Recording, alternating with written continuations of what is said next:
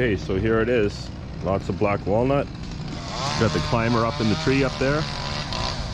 And the next door neighbor's tree's coming down another couple days too. That's another walnut. They said they're gonna get a crane because I guess they're keeping the trunk.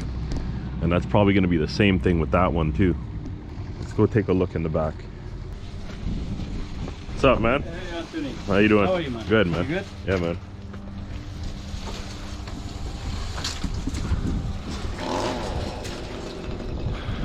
There's some rot on that tree. Some of the bark has come off.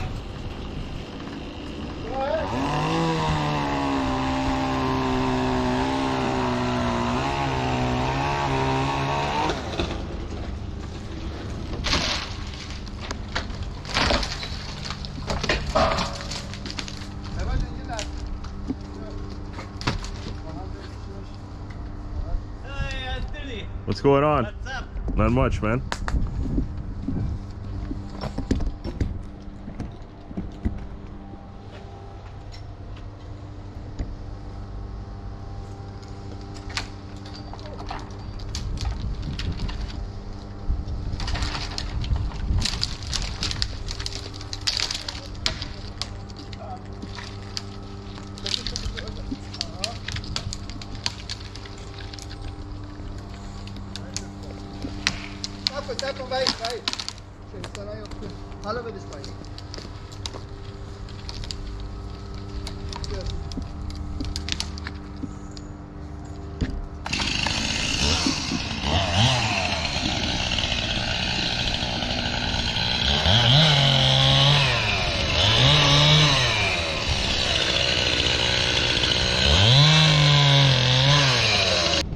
Okay guys, time to load up. What I like doing is all the stuff that doesn't need to be cut, I like to put that at the front so that when you work on it, you can clear up all that stuff that's ready up at the front, and then all the cutting you do after that, that's going to be loaded up towards the rear of the truck.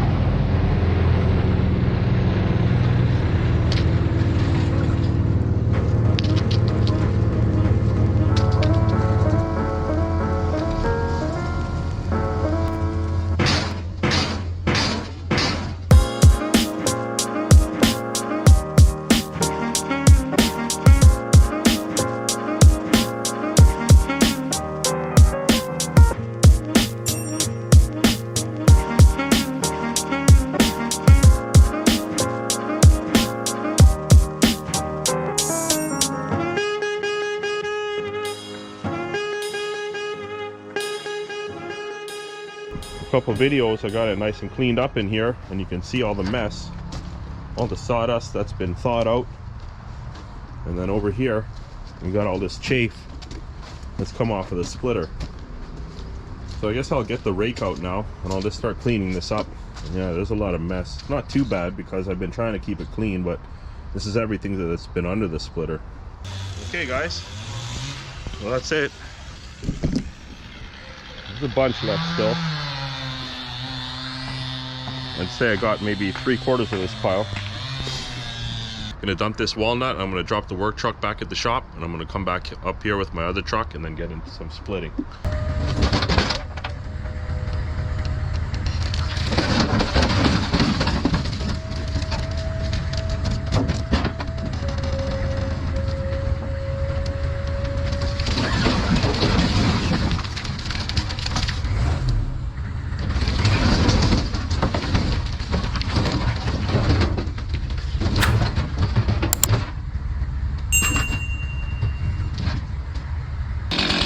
Alright, let's get right into it.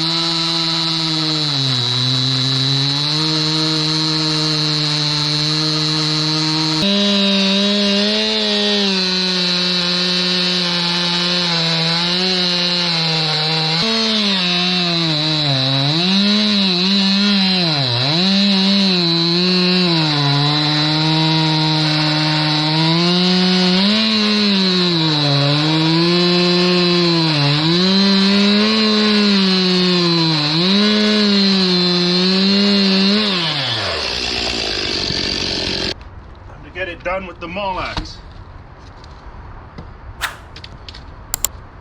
This stuff's gonna bust up quick.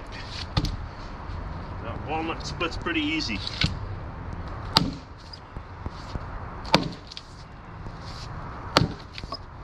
Too easy. That's a piece of elm. This one I probably won't get. It's kind of separating instead of splitting. It's not letting the axe do what it's got to do. And of course, it's elm. Let's try from the nice straight side. No, that's not going nowhere. Okay, save that for the Spico.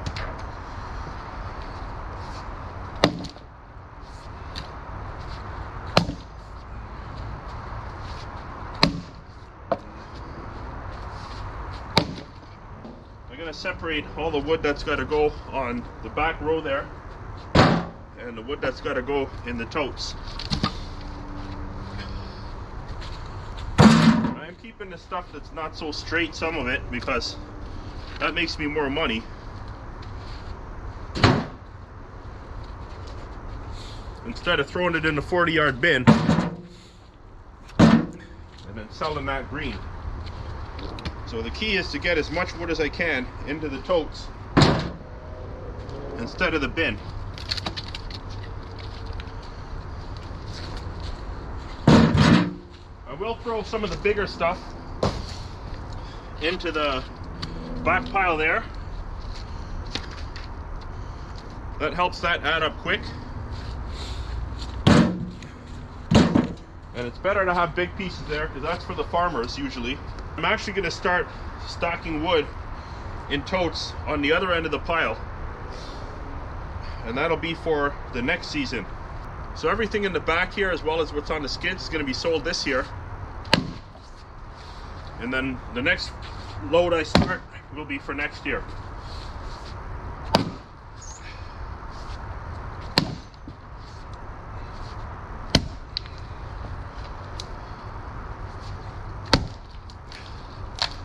I just got to do a little bit more splitting and stacking in the back there. Maybe a couple more totes at most. I'll just finish off the ones that need finishing.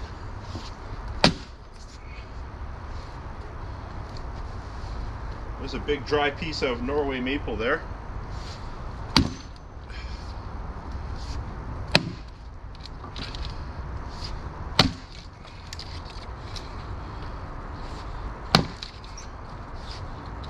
Who needs a machine when the wood splits so easy like this? All like these 18-inch, they'll be starting over there. I noticed my chain isn't cutting. The line it cuts is actually straight, but the thing is, it starts on an angle. You can see this cut is nice and straight, but it just starts on an angle. And you can't get it to go on a nice 90 right through.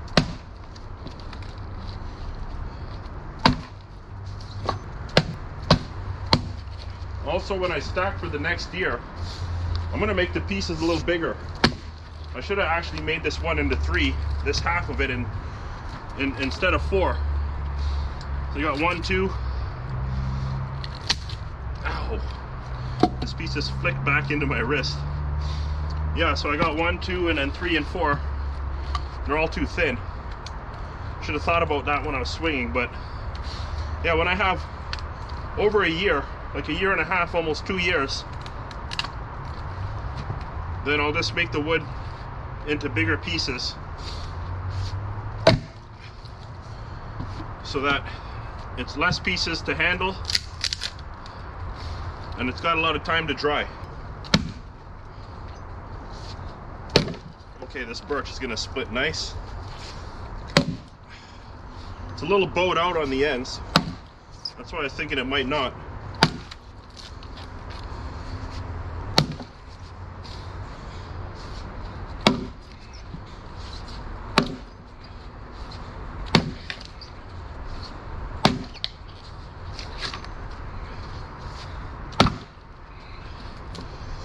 And this piece of black locust.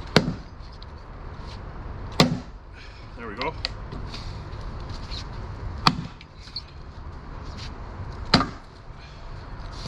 Piece is a little dry.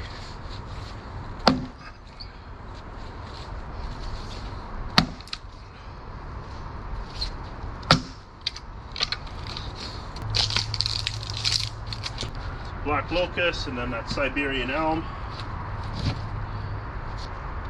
And black walnut.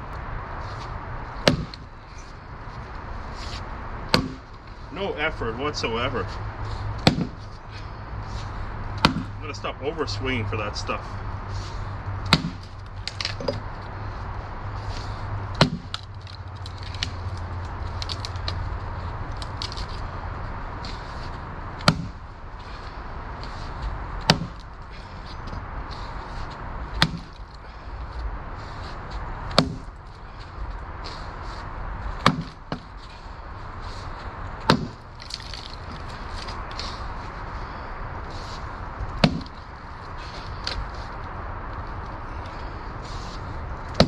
This elm has dried out a little bit and it's harder to split now. That stuff splits easy too. There we go.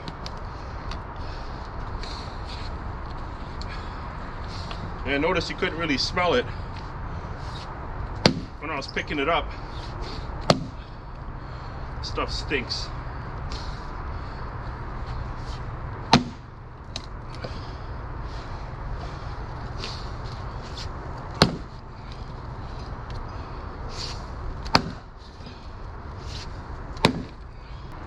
Get rid of some of this boiler wood. And you can see I had a problem cutting this big silver maple, getting a nice angle because of the problem with the saw. There it is actually, yeah. You can see how it just chipped away there. I went to the other side, rolled it around, and sure enough, the cut was about 3 inches difference from lining up with the cut that went around the other side.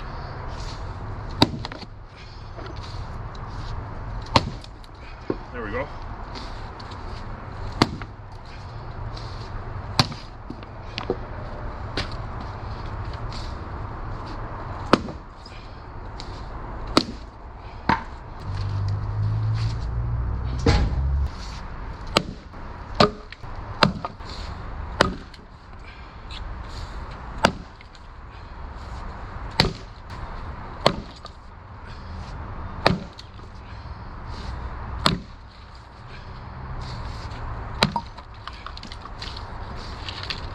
Wheelbarrows are filling up nicely.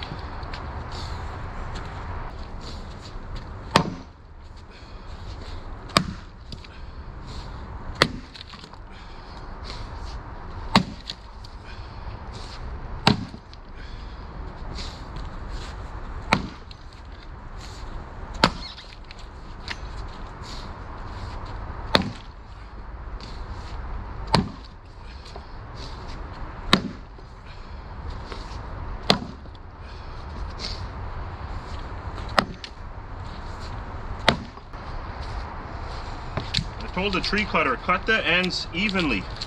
I know sometimes they cut the limbs, might make that half cut and then the other section's a couple inches lower. That's fine if we're cutting the limbs. But when you're bucking up the logs, then cut the ends on a 90-degree angle. It's so annoying with all these angle cuts. Of course, that's coming from my perspective where, you know, perfect firewood is the best firewood, right? Well, it's nice looking anyway. I've just always been like that with firewood.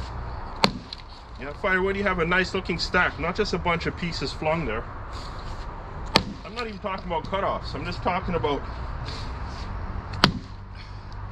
you have your 16-inch, everything looks flush.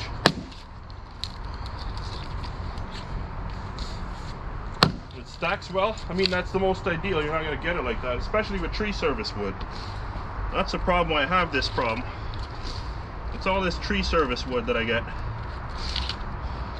Yeah, definitely if I had to buy logs and cut myself, it'd be perfect firewood all around pretty much.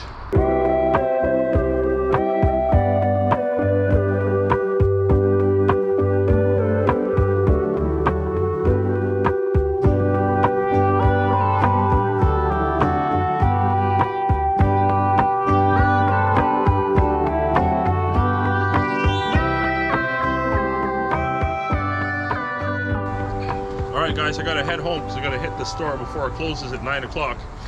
So what I got done was I did a bunch of boiler wood from that walnut. There's a bunch of pieces that were ready to go inside the load, so I picked all those out, I threw them in the bin. The rest of that silver maple that I cut, the big pieces, I split that up and threw it in. There was some black locust as well, so that's all done. But I'm not gonna clean up tonight. I do have to run, but tomorrow's gonna be 14 Celsius, so that's 56 Fahrenheit, so it's going to be pretty warm. It'll give this sawdust a little bit of chance to dry.